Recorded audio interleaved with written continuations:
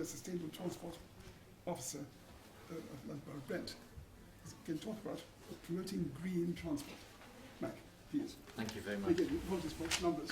Okay, thank you very much, Eric, and thank you very much for coming along on such a cold evening, and with so many other things going on just before Christmas. I'm sure this is a quality audience. But anyway, if I can also thank Eric for the amazing amount of preparation he's put into this meeting, and I know he's been out in the local streets flyering everybody. So if you're a resident, thank you very much. Thank you very much for coming and for your interest in sustainable transport, or green transport, as we like to call it. If I can just introduce myself, I work at Brent Council. I work in the transportation unit, which is part of the Environment and Culture Department, and I've been working there for about 5 years. In my previous job, I was the public transport coordinator, working very closely with the public transport operators, working for Transport for London. And my main area of work is to promote travel plans, and this is done within the council itself, the own travel plan we're adopting for our own staff, and also to promote travel plans to organisations around the borough and in fact further afield, because we are partners with the West London sub-region that have their own travel plan coordinators that work again in tandem with Transport for London, Pan London. So that's me. Enough about me. It's December, it's a Thursday. Can anybody remember the 7th of December? Not just a few days ago, 2 years ago. 7th of December, 2006. Little event that happens just down the road in Kensal Rise. Oh, the tornado. Yes, the tornado. We all know what tornadoes are, and apparently they're not a major occurrence in London, but we may be having a few more of these events. Hopefully not in Kensal Rise or Cricklewood, but around the UK. Climate change is a big challenge to us, and we're really grappling with this major issue, I feel, very lately, and we need to act very quickly. And we've adopted this policy in Brent Council. We have a corporate agenda to promote environmental standards that are aiming to reduce the carbon emissions, which most scientists now agree are one of the major causes of climate change and possibly climate chaos, and we don't have long to act. My remit is transport. Transport in the UK, around 25 to 30% of all the carbon dioxide emissions, so it has a very significant effect. And we've adopted this in our corporate agenda. We're aiming to reduce, along the national guidelines, our carbon emissions by 80% nationally by 2050. We've adopted a target in Brent 20% by 2020.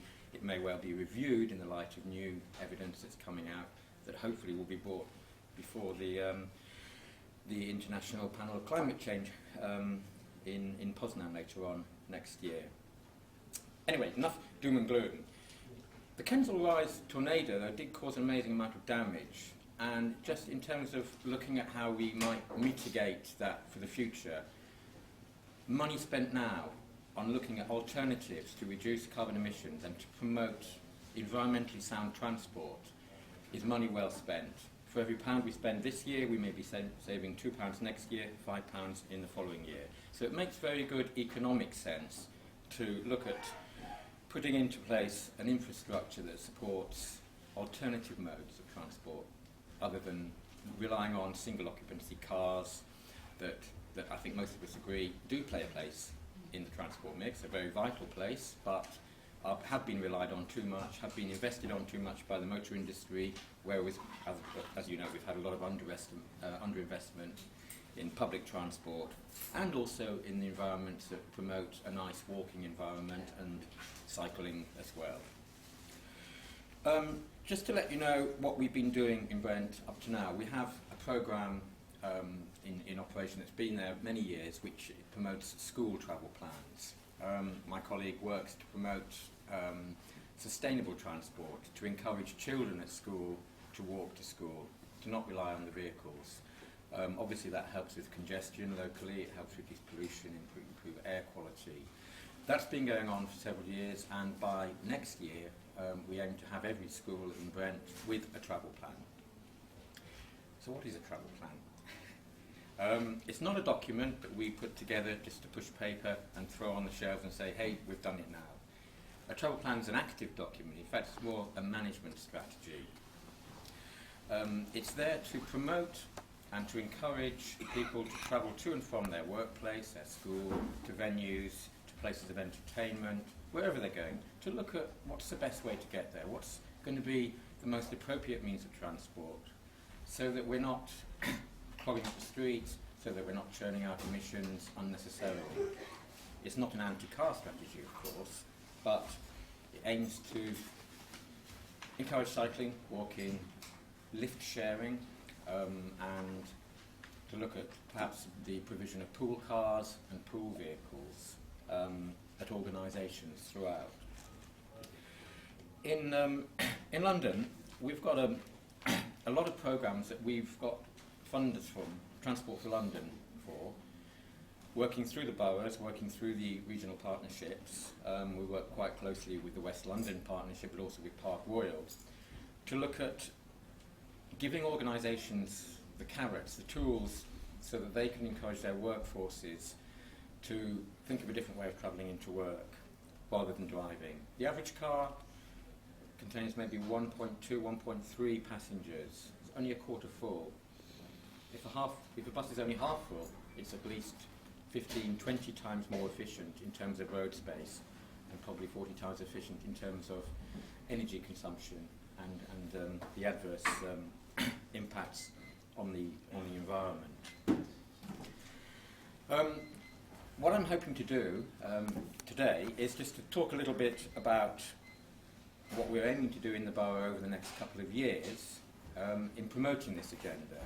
And really, part of the aim of me coming to you today and talking is, first of all, to give you some background information and answer any questions you have, but also to see how we can work together. I'm very conscious this is a community sort of gathering, Friends of Cricklewood Library, and I'm sure you all might be able to help me later on with contacts in the community who might be champions of this particular environmental agenda. Going back to what a travel plan is, first of all, it's a management strategy. We aim to go into organisations, into companies, into the larger companies, but also into the smaller organisations, and also to spread the word through other organisations like tenants and residents associations, voluntary and community groups, to spread the message. We're aiming to get people to put together a travel plan, whether it be just a couple of pages, if it's a small organisation, just to say that they are supporting the initiative and would like to be part of the process, or if it's for a larger company, with a document that binds them to certain things that they will do over a period of years. Travel plans have been around in the UK for about 8 years, 9 years, and they've become part of the planning process. When there's a new development, if you see a new block of flats going up, above certain levels, they will trigger our development control people in the council, in the planning department, to ask the developers to put forward a travel plan.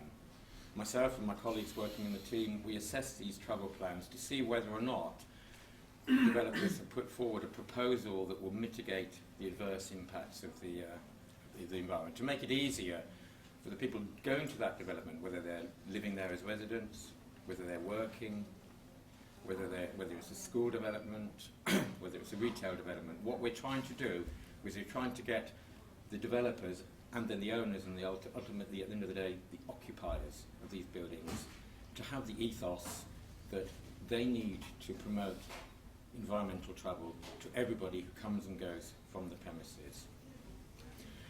Travel plans cover staff in the first place. Most of the journeys to and from work obviously will be commuting journeys, there will be visitors as well, and then there will be the whole body of people that use those premises. If it's a school, it will be pupils or students. If it's a workforce, it will be the staff mainly, and perhaps only. If it's a retail place, it will be looking at how the visitors, the shoppers, the customers come and go. And Transport for London have a number of programmes, and I'll explain a little bit about the support later, that help to get these organisations to put together a document to say what they want to do in partnership with Transport for London.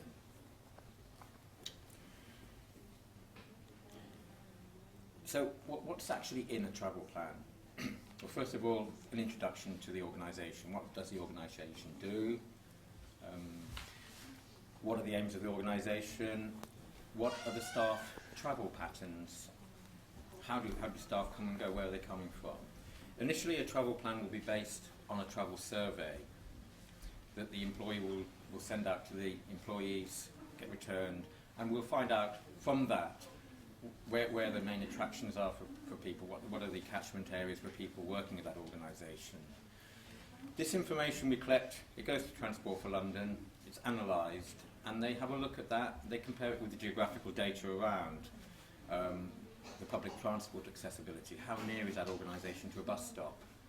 Are there good cycling routes nearby? What's the walking environment? Is it favourable, or are people afraid to go around these dark corners?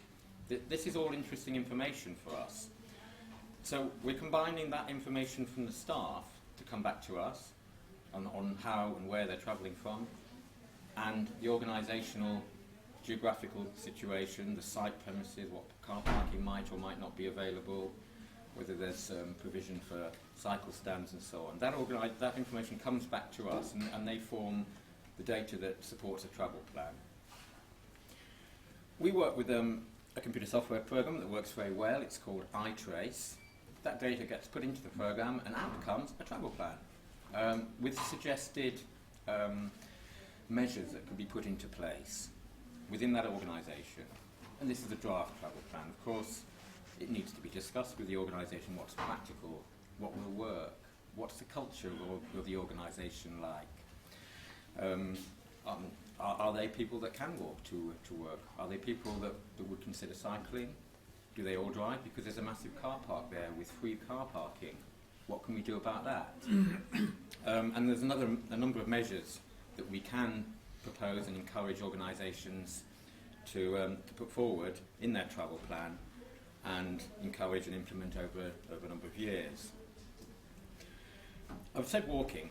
Walking is probably the most easy method of travel for most people, and of course there are active health benefits of having walking and having an active element to travelling to and from work. A number of health studies over the years have indicated that a workforce that involves active travel as part of their daily commute is actually more alert when they get to work, they're more motivated, more productive, and so there's a definite, perhaps unquantifiable gain for that organisation because the employees travel to work, they walk or they cycle. Cycling again, it's a very quick and easy method of getting in and out of work. And cycling is one of the things we promote as part of a travel plan. And we have a number of materials and programmes. In Brent, anybody who lives or works in Brent can opt for a free cycle training programme, the equivalent of the old cycling proficiency. It's now the national standard. And our partners here, Cycle Training UK, are funded to give a programme that anybody in Brent who lives, works, studies, or has any connection with Brent can actually access. So please ask me about that if you're interested or if you feel anybody in your area might need that. And Transport for London also produced this brochure to encourage people to cycle even though it's winter time. It may not be very, very popular for everybody. What if you live a long way from work and you do need a vehicle to get in? Of course, there's public transport. We do ask organisations to put out information in leaflet form or on notice boards around the reception areas to promote public transport so that people are not used to driving in and out of work. And we feel that this is something that organisations need to do right at the beginning stage when a new employee applies for a job. Talk about, well, how are you going to get to the work? How are you going to get to this office? Have you thought about the routes? Can I suggest using this bus route or this train route? Before the embedded habits of driving to work get set in, and well, we know what that causes a lot of congestion and quite a lot of parking angst as well. But parking is provided in many organisations, and quite often it's one of the most practical ways of getting in and out of work, and some people will be relying on their car to dovetail journeys that they need in their daily routine, dropping the kids off at school and then going on to work. We've done our travel survey in Brent Council, and that's one of the key reasons why people drive into work, because they have a very close timetable. Everything needs to happen quickly after each other. So what we're also doing is we're promoting Lift Share. It's a national scheme, but we also encourage organisations to subscribe to their own scheme. It's actually like a hitchhiking database internet program where people are matched.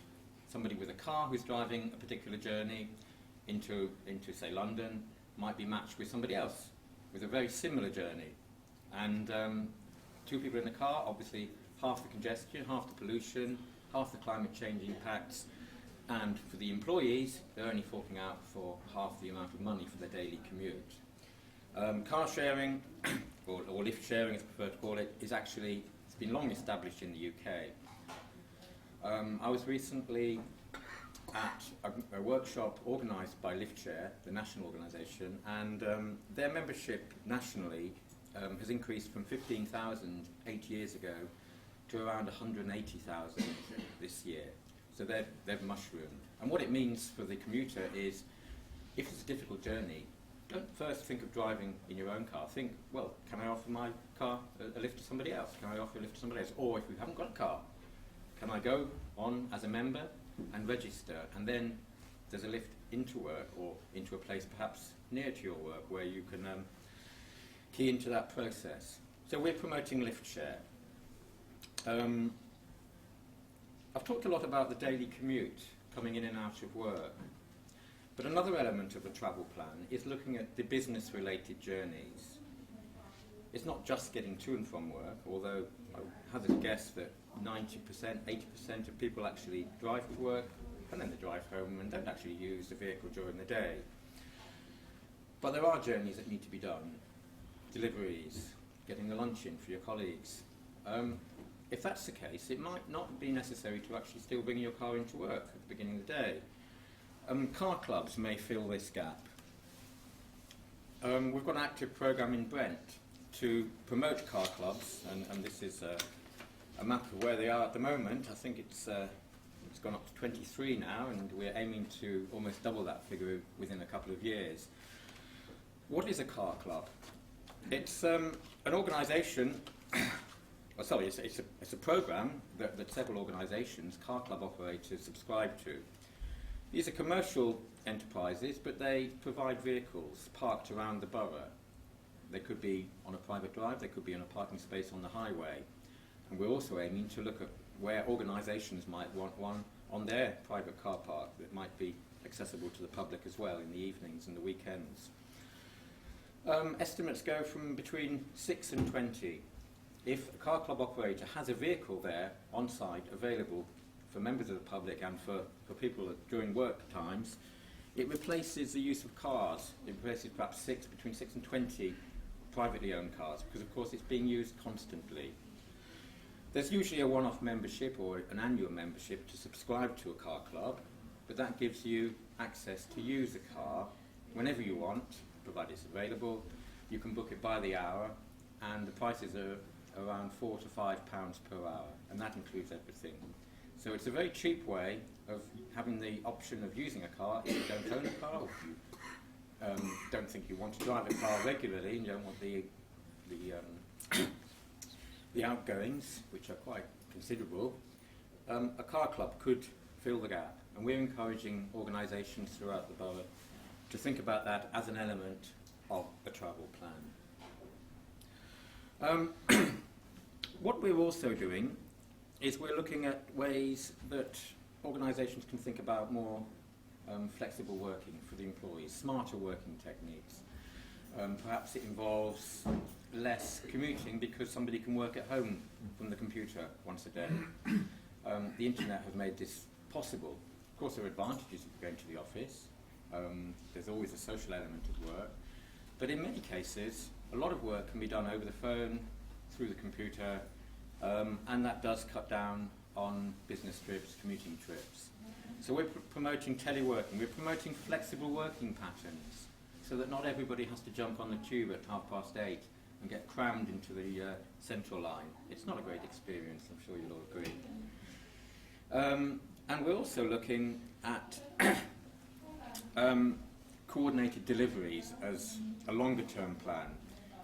Many firms have deliveries that come from a whole number of suppliers, and we're working closely with Transport for London's freight unit to see what experience they have to offer ourselves in the sustainable transport units in the various boroughs to teach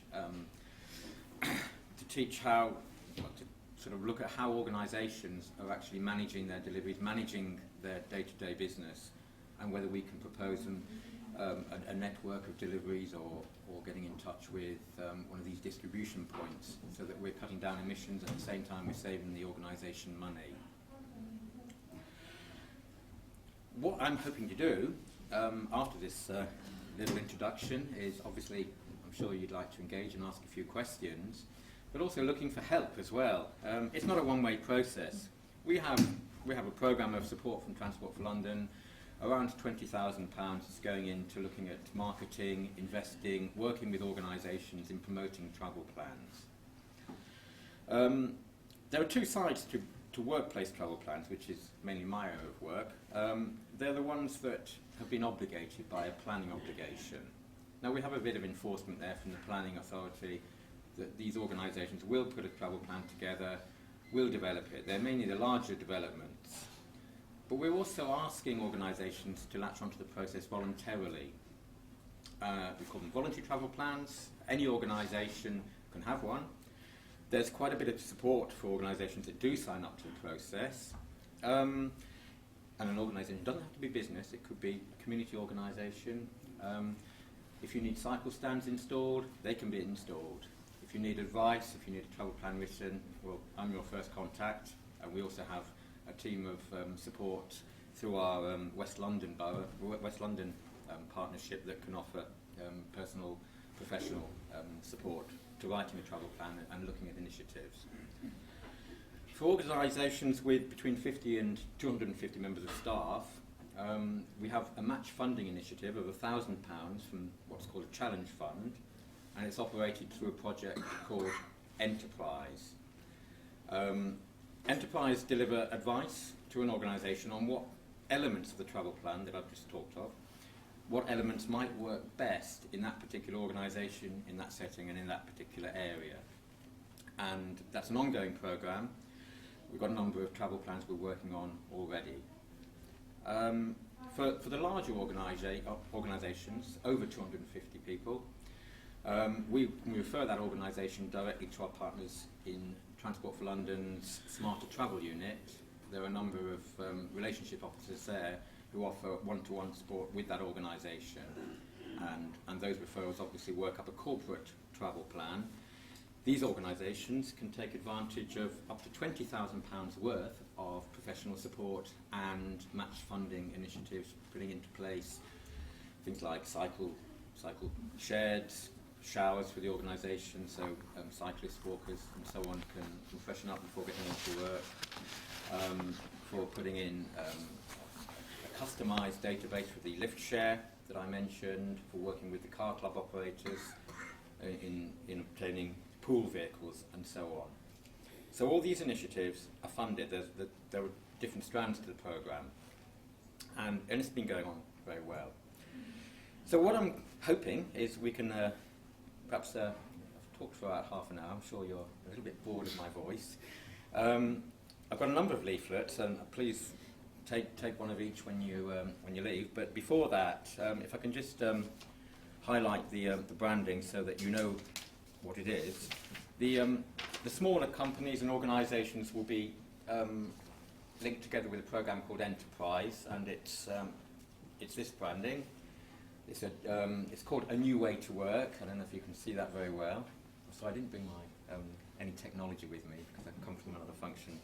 But this is the for the smaller enterprises.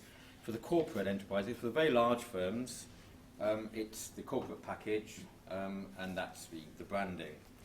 This is all working with Transport for London.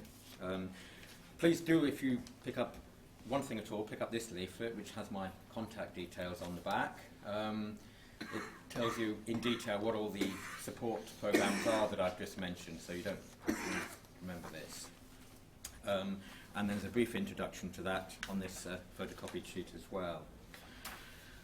I do have local train timetables and bus timetables, cycling maps, and information about the cycle training programme, car club operators there as well. But please do help us in Brent Council with this programme. I'm sure you have lots of contacts in your community with your neighbours, with people you work with. I'll be very happy to talk to anybody you think might be interested and get contact details and give you my contact details so that we can extend this programme and hopefully we'll improve the borough, we'll reduce congestion, pollution, and we'll be doing a little bit for climate change as well. So, well, thank you very much for listening, and yeah, I'm happy to take questions. Thank you very much. Well, thanks. Thank you very much indeed for talk. I say I want to apologise to you for the rather slim audience, for the unexpected arrival of friends here. However, as may be, if there are any questions, please. Dylan. Yes, I'm more concerned not with the contacts I have in employers and that sort of thing, but the contacts I come into contact with inside Brent Council. They're quite appalling. They're talking seriously about increasing the capacity of the North Circular Road to cater for the increased traffic at Wembley and at the Brent Cross development, knocking down houses in the process. I recall somebody suggested that schools should not have parking accommodation for teachers, and everybody thought, what a ridiculous idea, we wouldn't have any teachers. What others actually? The chief executive, no less, said since the council had no responsibility for public transport, it would not suggest improvements. This is the sort of thing that happens if one, just goes to committee meetings. The leader of the Conservative group favours car parking at the Civic Centre. The new Civic Centre, I understand, has been postponed actually, but not for very long. And it's your colleagues are the problem, because elected members will simply lose votes if they don't cater for car users. Okay, there obviously are a few conflicting agendas. I mean, it would be very difficult in an organisation that adopts so many different corporate agendas to get a, let's say, one voice, particularly when there's different officers. Thank you for that, Dilwyn, because I wasn't aware of the Transport for London plans for increasing traffic on the North Circular Road. In fact, well, they want to knock down houses and plant trees. Planting trees, I've got no problem. I will investigate that and come back to you. They won't pay compensation to a lot of the residents because they're council houses. It'll be cheap. Well, I'd be keen to investigate that. I personally feel quite upset that you've given me that piece of information. It's, but your regeneration colleagues, actually, okay. Andy Donald.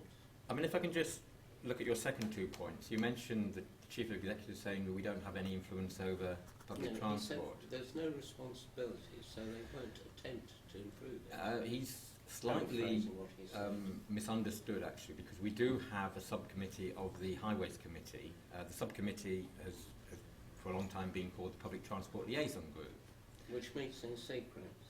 It meets with the operators, yes. And we did until a while ago have the Public Transport Forum that I myself convened, as you know.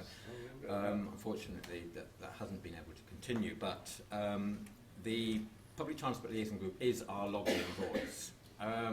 We do meet with the operators on a 3-monthly basis, or my colleague does, and officers from the Environment and Culture Department.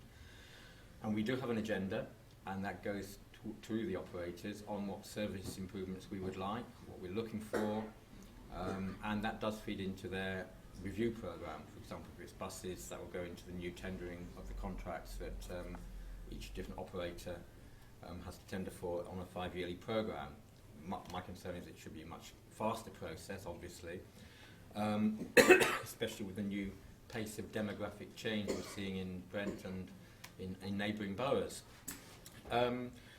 So we do have an influence, and I think perhaps that needs to be impressed and cascaded upwards. Coming back to the Civic Centre, I think at the last piece of information I got was it was going to be 120 parking places.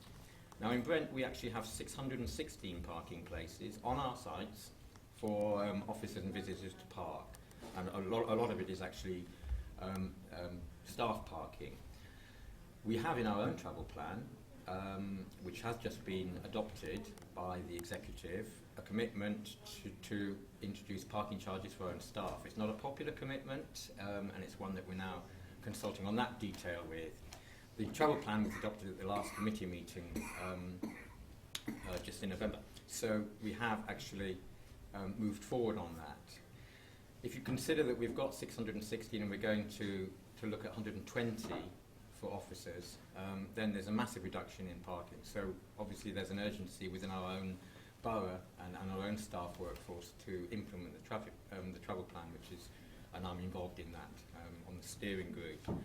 So we are taking the lead in Brent, and we are wanting to influence by example as well. So I hope that does clarify that issue a bit.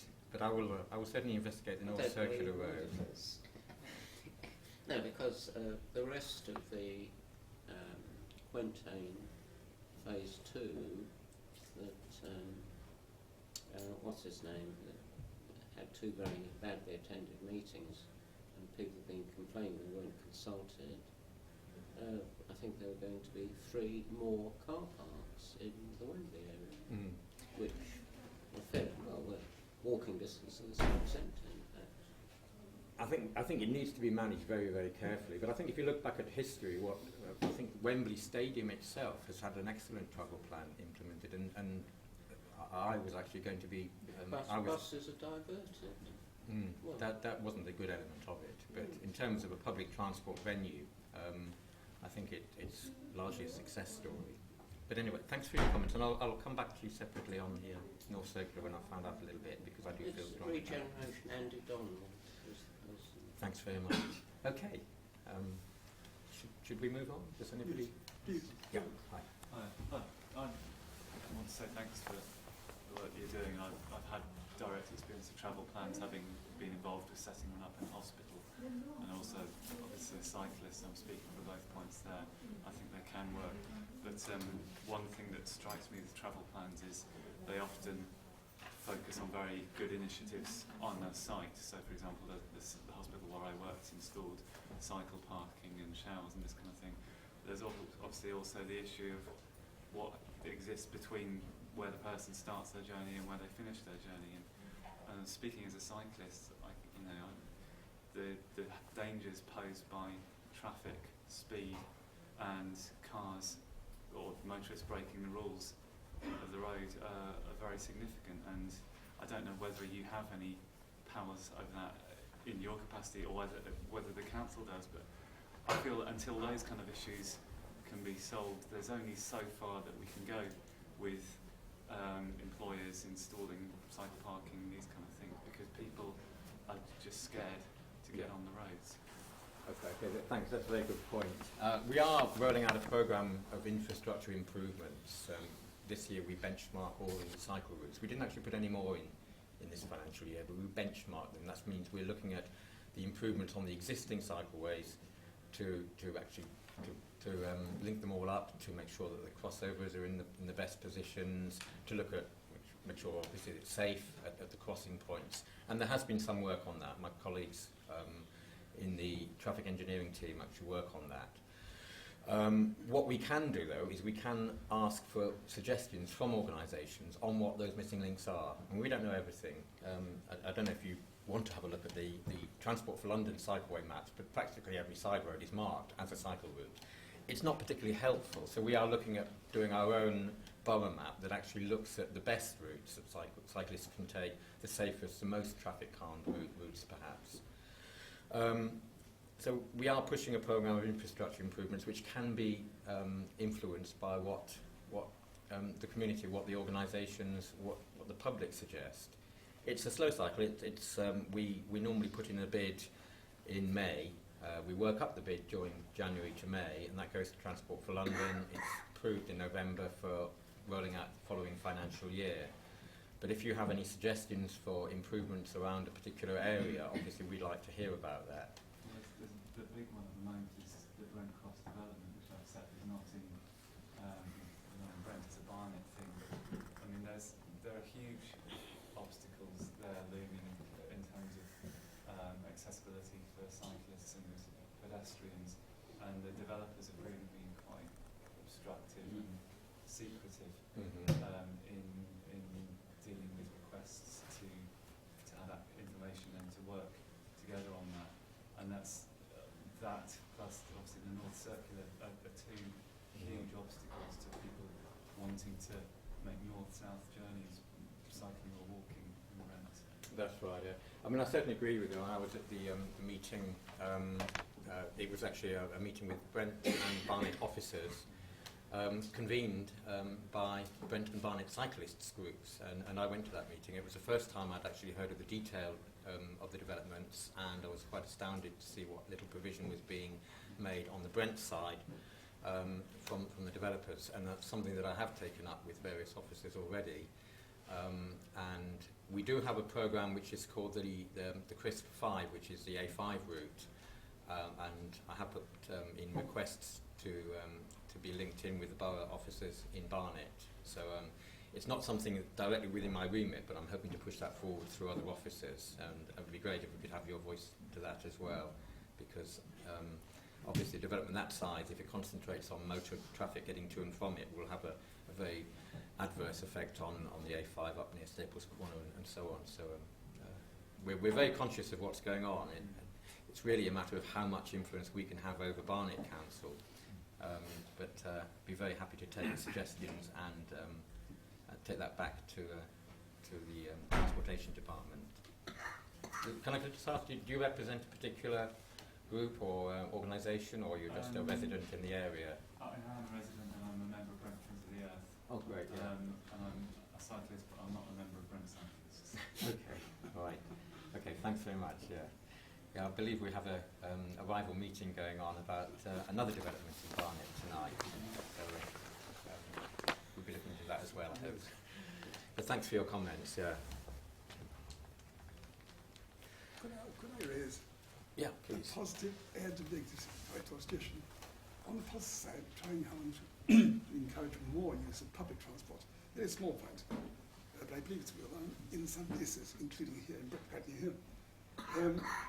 If you want to encourage people to use public transport, buses, for example, in this context, it does help to know how long it is to wait for the next bus. In practice, not just in theory. And in some parts of Brent and other boroughs too, and this I imagine is Transport for London work, but again it brings the question of operation. There are indicators showing how long, route by route, one waits for the next bus, and by and large they're not too far out in accuracy. That's right, yeah. Now, here, for example, local bus service 226 from Donington Station, then Gouldsby and Ealing eventually. On that, in theory, the service is every 12 minutes daytime, and every 20 minutes Sundays and also in the late evening.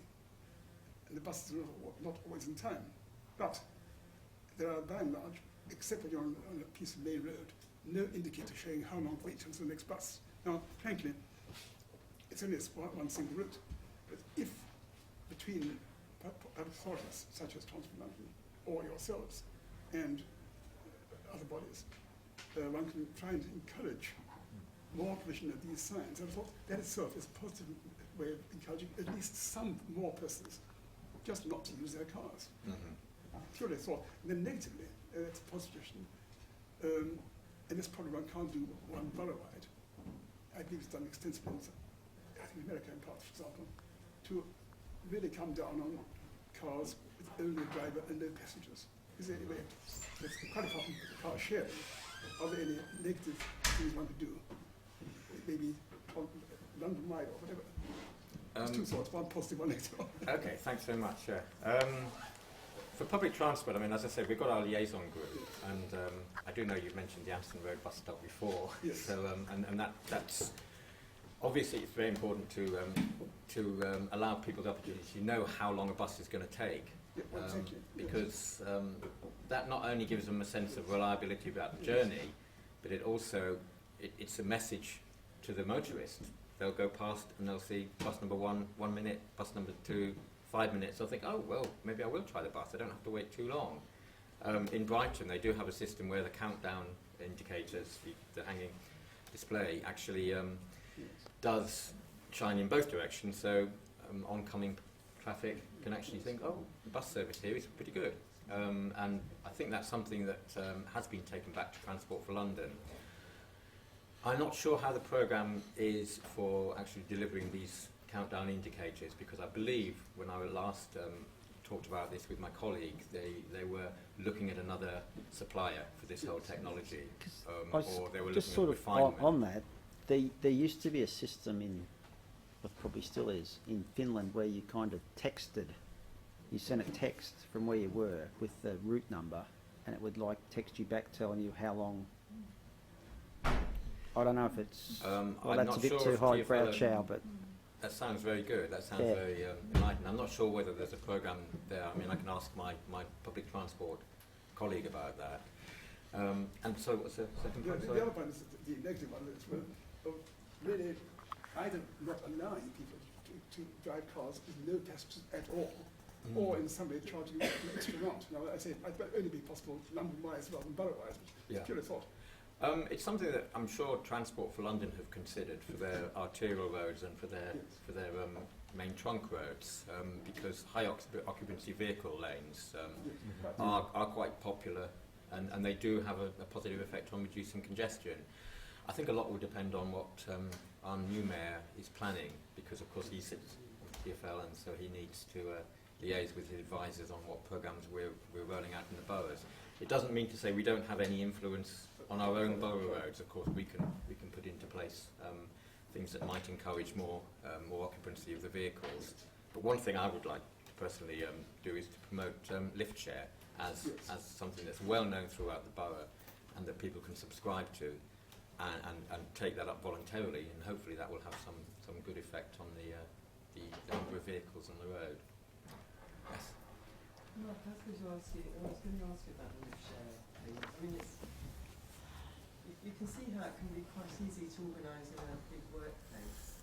But has there been any organisation anywhere where we've done it in residents' associations? I mean, like maybe the residents' association here could set something up for, so that you could maybe log on to a website to find out, who does regular journeys and That's right. it up or something like that. I mean, has anything like that been tried? I'm not sure about residents' associations, because residents' associations are largely unfunded voluntary organisations. The thing about lift share is they have a national scheme that any member of the public can sign up for. You just need to go onto the internet, put your details in, a few security questions, and then you can lift share or offer a lift with anybody nationally for any journey. And that's a free scheme. When obviously lift share need to cover their costs of operating, so what they then do is they sell that scheme to organisations for a subscription, and for a company it's in the region of a couple of £1,000 a year, but they do have a tariff, so it could be something that I can ask them whether they'd be prepared to look at a very nominal fee for a local organisation or an unfunded organisation, because I know they're a very progressive organisation themselves. They're doing all the right things, and I think that might be something I can talk to them about. It certainly would be worthwhile looking at. I'm sort of working with the housing department, BHP. We're looking at advertising lift share on the notice boards in receptions for the large blocks of flats and so on. Northwick Park Hospital, if you go there early, you see single females normally, in large quantities, driving in their cars, one after the other, nothing else. Well, Northwick Park has a travel plan in place, and they should be addressing that by some of the measures.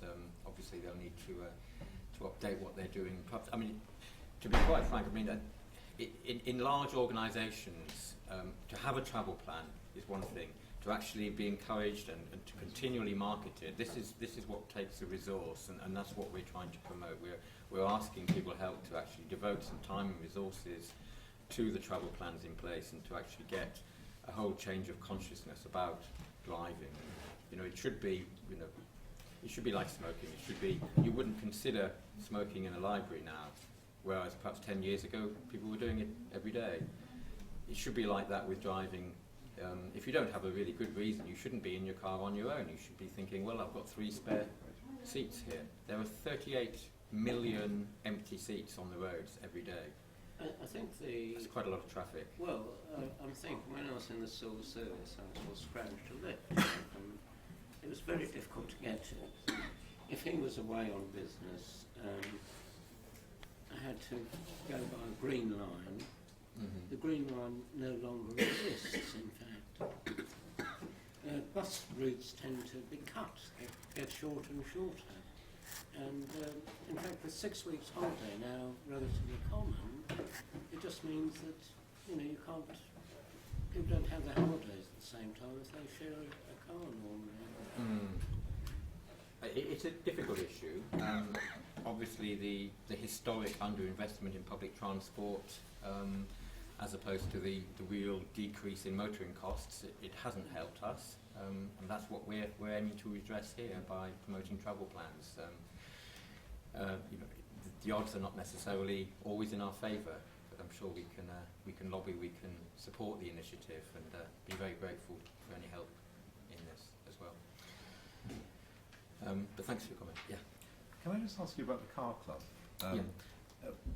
Was there a reason why you chose to use a club based on conventional cars rather than, for example, electric cars, which are arguably more suited to an inner city environment?